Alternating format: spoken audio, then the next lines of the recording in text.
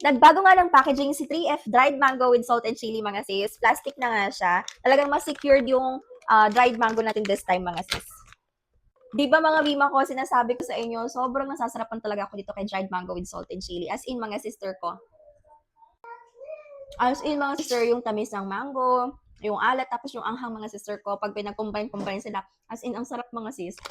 Tapos mga mima ko, yung dried mango, chewy siya, hindi kagaya ng ibang mga mango na nalalaban. I mean, pag kinagat mo, hindi kagad mahihiwalay. I mean, hindi mo siya kagad makakagat kasi matigas, makunat, ganun.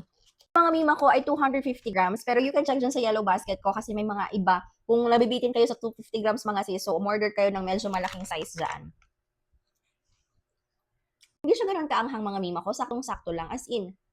Sobrang sarap ditong dried mango with salt and chili mga sis. Kaya kung ako sa inyo, for sure, craving satisfied din kayo mga mi. Check nyo sa yellow basket ko mga sister ko at mag-check out na rin kayo.